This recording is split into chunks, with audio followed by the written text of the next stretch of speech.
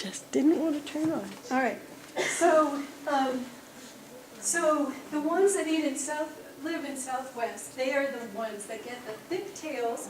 That thickness of the tail reflects brown fat that is developing in their tail, and that's the kind of fat that you want to live off of when you're sleeping. There's a little bit of technical jargon when it comes to hibernation. We know that reptiles are the ones that really go into full hibernation, where you put a snake in a freezer and it just kind of, it goes dormant. That's what you should do with a snake if you want to live, just put it in the freezer. But, so that's what they do during the cold.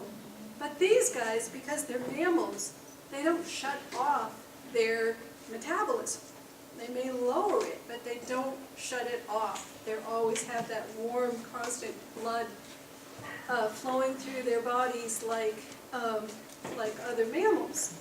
And so technically they call it torpor for the mouse, lemurs, and bears, and any mammal that goes into that, quote, hibernation. The technical term is actually torpor. So let's finish this poor little guy trying to mate with this lady. And she finally allows him in.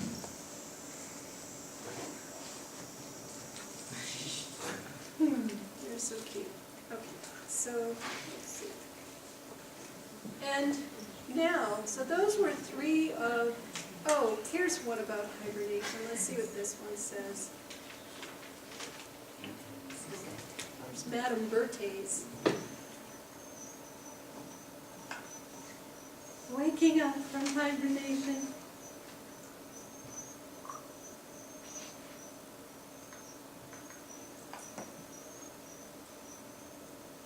It's just like, this is somebody's nice home, not home researcher, most likely video. But it's not saying anything, so let's see. Come on. That's too difficult. It's just information. Now, we also have diurnal ones. And the diurnal lemurs include the ring-tailed lemur. I'm hoping this is...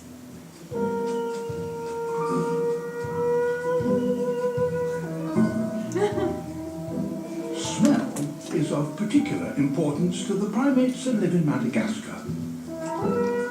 The lemurs. They have pointed snouts and wet noses. These are ring-tailed lemurs.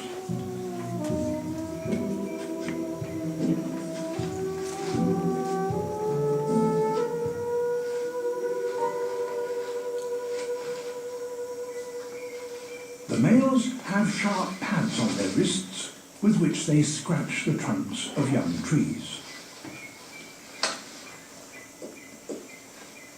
Glands on their wrists impregnate the cut bark with a pungent smell that acts as a territorial marker.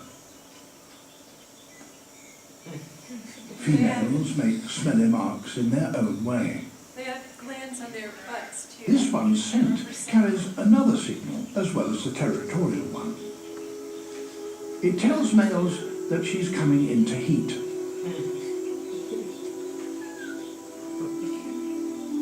But she will only be sexually receptive for 24 hours or less. Out of the year. So tensions run high among the males.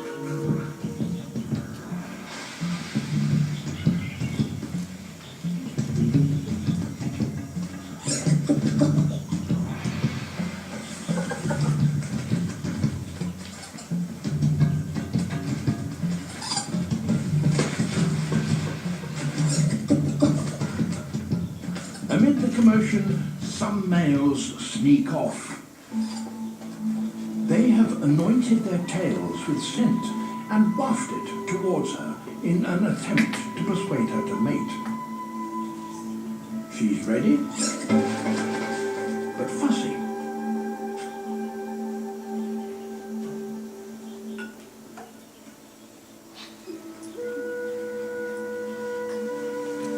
This male adds more of his wrist-brand perfume to his tail.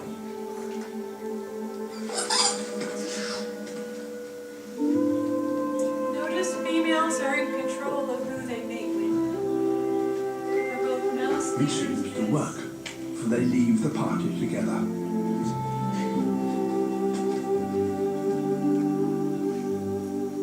And he wafts his way to victory.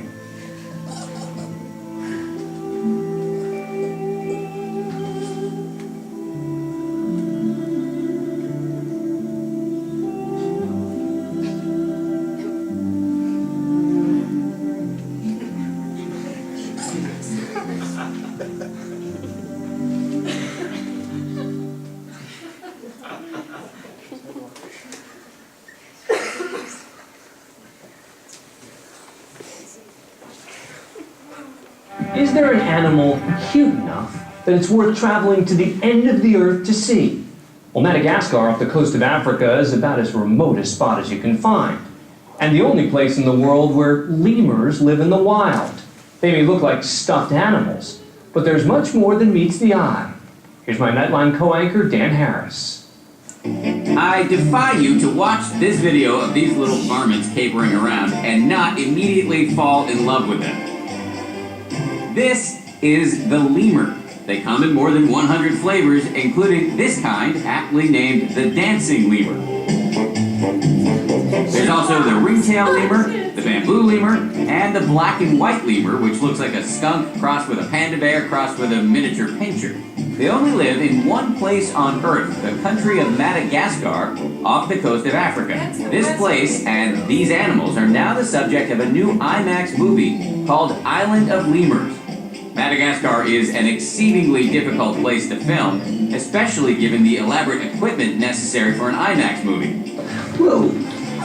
Uh-oh, I don't want a lemur fight on me. With no roads in much of this Texas-sized country, the director used a hot air balloon to get some shots and employed scores of locals to lug the gear around. The rest of us get lost almost instantly. 2 or 3 steps off a pathway, you turn around and you can't find the pathway anymore. But for all the difficulties, the shots they captured, amazing. Like this lemur known as the Indri, famous for its loud cry. The Indri is really the pop star of the lemurs. It's got a complex call which evolves as the song continues. It's like air horns suddenly blasting off at you. One of the stars of the movie, aside from the actual lemurs, is this woman, Dr. Patricia Wright, an American primatologist who once spent months searching for the greater bamboo lemur thought to be extinct. One morning, there he was, feasting on crunchy young bamboo shoots. One of the things she loves about lemurs, the females are in charge. The female leads into fir trees.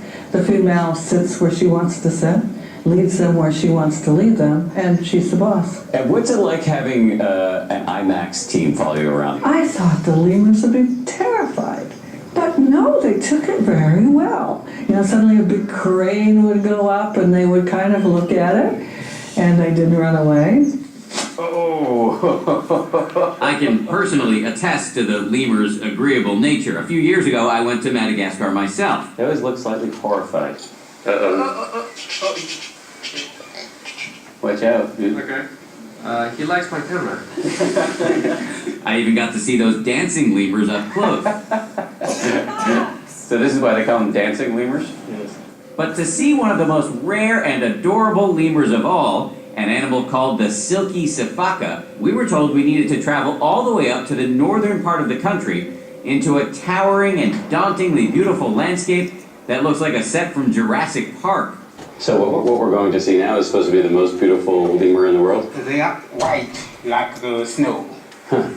It was a long, steep, and slippery hike that involved an unfortunate number of leeches. No. Those are slugs in my socks. Always pleasant first thing in the morning. Bloodsuckers. It's no wonder that these guys have been able to survive for so long. They are in pretty much the hardest place to reach I've ever been. Let's go. Finally, we saw them. They look like cotton balls with tails. Way up there are 2 lemurs. They're quite beautiful, as promised, and they don't seem to mind at all that we're here. Actually, there are 3, 4.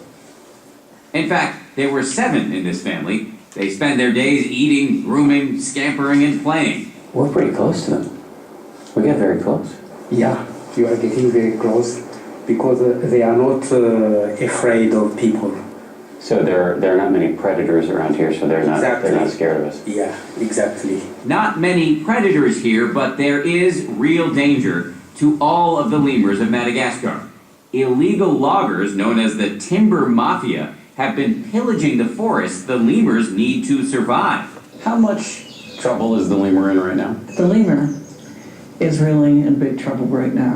There's 103 species, and 91% of them are in danger of extinction. They're the most endangered of any mammal group. Our oldest ancestor, now under threat from the most dangerous primate of all, man. Do you hope that the movie can make any difference? I think the movie's going to make a great difference, because right now, nobody knows what a lemur is. But I think once that movie is out there, you see how they move, you see how beautiful they are. I think everybody's going to want to save lemurs. Raising awareness so that the dance of the lemur can carry on. For Nightline, I'm Dan Harris in New York. All right. That was a good introduction to the lemurs. So, to get back here, now you know who these different characters are. So these Chirogaliids are the mouse lemurs, some of whom hibernate in the southwest spiny forest of Madagascar. These are the Indriids, who include the shafak, including that silky shafak, and this is a regular Baroxys kind of shafak, and the Indri. Now, why does the Indri call like that? Because they're monogamous. And who the Indri is calling is its mate. So they're calling their mate, and then they're also